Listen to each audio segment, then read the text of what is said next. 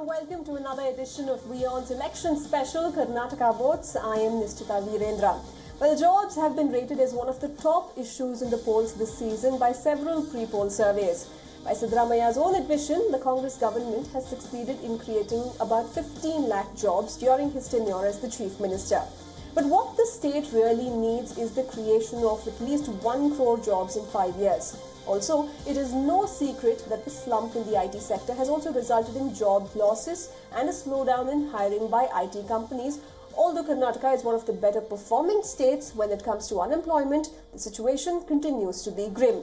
So let's just take a look at a few statistics here that will give us a clearer picture.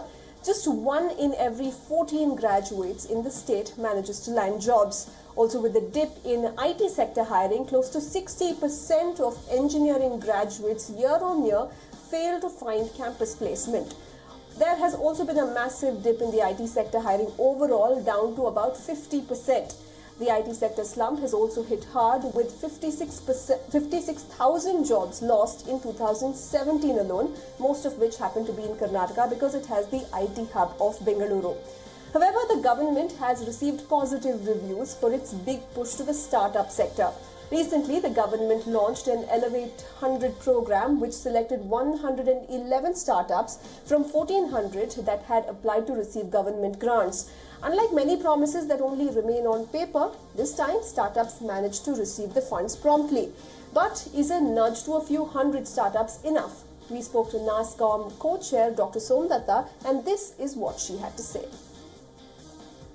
So the state has done about 12 lakh job creation, to be precise. It is not about saying that these many people I have given opportunity to. Ultimately, how many people have found employment is about 12 lakh, right?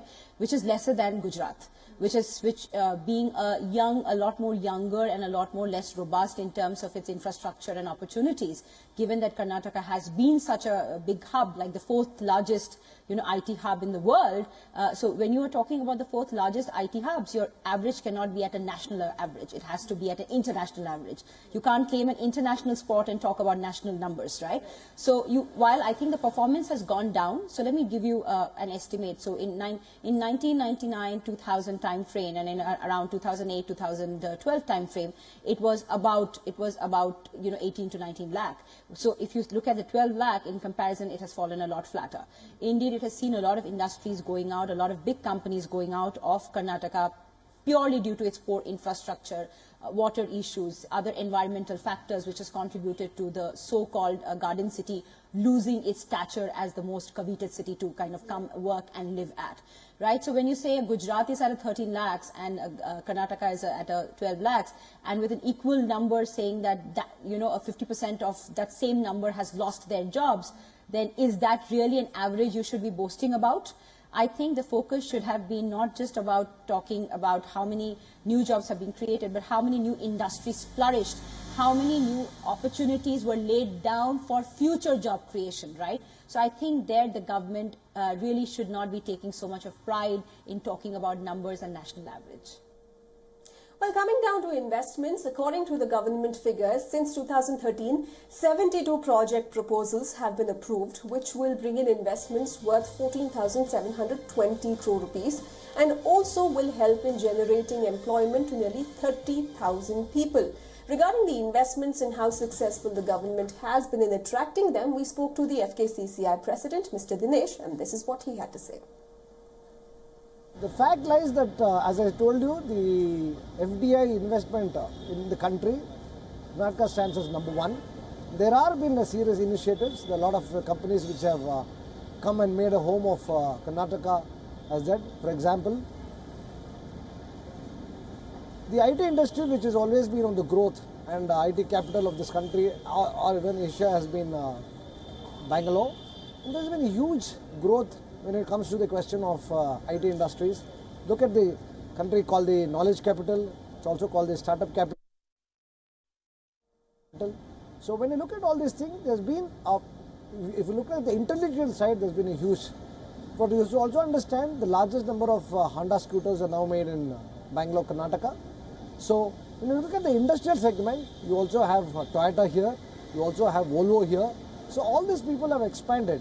And the other important thing when you look at investments in Karnataka, you should also see the way the Bangalore International Airport is growing, the Kampagoda International Airport, which is now the third largest, and it's growing at such a pace which is outbeating as one of the top 3 international airports that's growing in the world. So on the whole, I'm sure the pace has picked up, but it is now going to be a challenge when it comes to labor-oriented industries, because the labor charges are something that we have to relook when the new government falls in its place. But what about the agriculture and textile sector? With 3 consecutive years of drought, farmer distress in Karnataka rose with over 3,500 suicides being reported. Although the government claims that not all of them are due to agricultural problems, the number is still alarming. Following intense criticism for not being able to insulate the farmers against the weather distress, in July 2017, the Siddaramaiah government waived off loans worth 8,165 crore rupees that is said to have benefited over 22 lakh farmers. Now, the state has also criticized the central government over drought relief, accusing it of meting out stepmotherly treatment to Karnataka. In 2017, Karnataka was given 1,435 crore rupees as opposed to states like Maharashtra that received 8,195 crore rupees from the centre. Prime Minister Modi, while reaching out to the electorate through the Namo app, also did not miss out on the opportunity to woo the farmer community. He highlighted how nearly 14 lakh farmers in Karnataka had benefited from the Pradhan Mantri Fasal Bima Yojana. ये गांव का भला करना, गरीब का भला करना, किसान का भला करना, कृषि को मजबूत बनाना, ये देश की अर्थव्यवस्था के लिए बहुत आवश्यक है। हमारी नई पीढ़ी भी किसानी के काम को अच्छा काम माने, उस ऊंचाई तक हमने किसानी काम को ले जाना है, और मैं आपको विश्वास दिलाता हूं, हमने जो रास्ता चुना है उससे उत्तम परिणाम आके रहने वाले हैं। जो परिणाम 70 साल में नहीं मिले, वो परिणाम 2022 आजादी के 75 साल होने से पहले पाने का हमारा इरादा है। And well, next in line is the textile sector. Now, although this sector contributes only 0.5% to the state's GDP, over 5 lakh people gain employment from it, many of them being women. Now, districts like Davangere that were expected to get the textile cluster and also be developed under the Smart City project continue to experience little improvement. We spoke to former Union Minister Anand Sharma. Let's listen into what he had to say about Congress's stand on the matter. Well, jobs and employment have been one of the biggest factors influencing voters across the country, and it's no different in Karnataka if you go anything by the pre-poll surveys that have been conducted. I have with me today Mr. Anand Sharma, who is the former Union Minister for Commerce and Industry and Textile. Mr. Anand Sharma, the Chief Minister claims that 15 lakh jobs have been created and unemployment rate is better in comparison to the national average. But for a state that prides itself of being the IT hub, the IT capital, a complete slowdown in the industry has led to 6 lakh job loss. How does the Congress manage to plan to bridge this gap? You see, I do not know whether these numbers are correct, but the fact is that the Indian economy is stressed. Contrary to the BJP and central government's claims, the economy has been badly managed or mismanaged. You have a declining trend of GDP, exports, investment, manufacturing have all collapsed. So at least in this state, jobs have been created because investments are coming, whether in the manufacturing side or the SMEs or the startups, and also in the services sector. There is a larger issue when it comes to the IT or the services sector, which again is seeing a declining trend because the Prime Minister has not been able to negotiate with Washington or with President Trump about the H-1B visas. That has affected the IT companies in a big way. But it cannot be blamed then on the state of Karnataka. Overall, when you compare whether Karnataka with Gujarat or Karnataka with Andhra or Karnataka for that matter with Madhya Pradesh or UP, Karnataka has done much, much better. And sir, also according to the Congress manifesto, 1 crore jobs will be created in the next 5 years, whereas it's just 15 lakh jobs that have been created in the last 5 years. Well, you have to set targets. We have a vision, we have a policy. At least we are saying in 5 years we will create 1 crore. Here's the Prime Minister who wanted to create 10 crore jobs in 5 years, in his one term. Where are those jobs? Why a futuristic promise of Congress is being questioned, and betrayal of the Prime Minister, of the youth of the country should be questioned first. And well, to talk more on this and to give us his expert opinion today in the WION studios, we have Dr. R.S. Deshpande, who is an economist. Thank you so much, sir, for joining us. First of all, I'd like to ask you, how would you rate the Siddaramaiah government's performance when it comes to job creation? Now, it is a national issue. The Congress has been repeatedly badgering the BJP for its failure in creating 8 crore jobs. But has the Siddaramaiah managed to live up to expectations? And do you think that it's in a track where it can afford to promise 1 crore jobs in the next 5 years? See, our politicians catch a particular phrase, something like unemployment now. Job creation is another phrase. Unfortunately, most of them are illiterate about what is a job.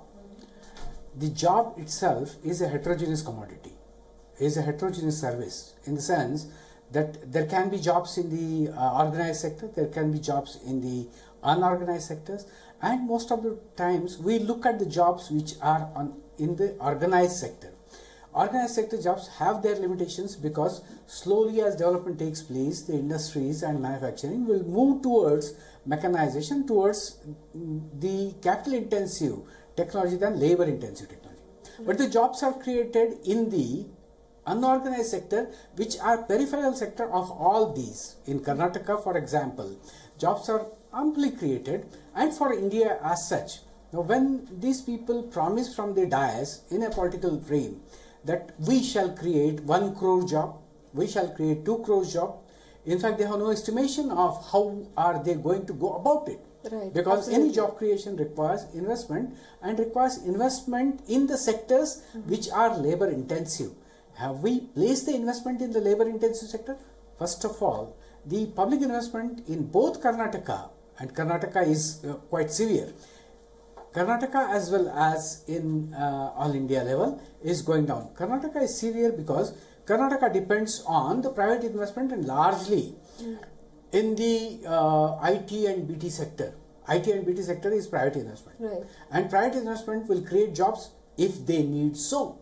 Right. They do not need them now. In fact, speaking of the concentration on IT and BT sector, that naturally means there is this over concentration on the city of Bengaluru. There has been a total failure in developing other cities to take the load of Bengaluru, and also to create other opportunities in different parts of the state. Do you agree? This, in fact, successive governments in Karnataka have not done anything about it.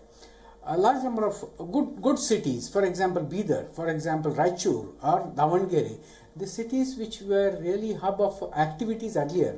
I'll take a specific example of Davangere.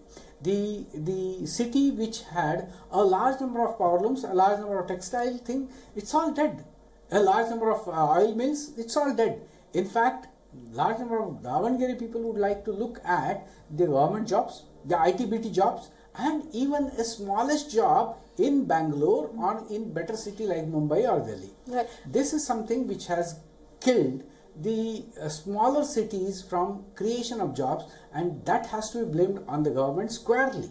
Right, so we're completely out of time, but I'd like to ask if you can briefly tell us, what do you think the level of success the government has had when it comes to farmer distress and agricultural issues? Of course, waiving of loans is one aspect of it, but that is just treating the symptom. You see, as far as Karnataka government is concerned, Siddaramaiah's government is concerned, the agriculture sector, they have failed miserably. 3,500 suicides, this was not there in 2002. In fact, when S.M. Krishna was the Chief Minister, I was on the committee of farmer suicides, and that time also the intensity of suicides was not as high as this. Apart from that, the new pockets are being done. The drought, in fact, some time back I heard that Karnataka government has received less. Yes, because Karnataka government prepared a memorandum to the central government such shabbily that the memorandum I read through, I found that the memorandum had large number of holes in it, and therefore it failed to attract the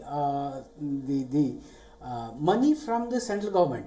And even with that, government of Karnataka says we got less than half the money and we dealt with the drought. Where did the money come from? Right. And that's exactly the question. The agriculture sector, they have made a loan waiver of 8,165 crores. Right. It satisfied 22 lakh farmers. And what is that? That's hardly 23% of the total number of farmers who sought the loan waiver. Okay. Have we really done squarely anything for the agriculture? No, I think we failed. Absolutely, especially it's a failure for someone like Chief Minister Siddaramaiah, who prides himself to be a rural Chief Minister and not an urban Chief Minister like S.M. Krishna did. With that, it's a wrap on this edition of Karnataka Votes, but we will be back tomorrow with another interesting topic ahead of elections. For now, it's a wrap, and news and updates will continue on the other side. Stay tuned.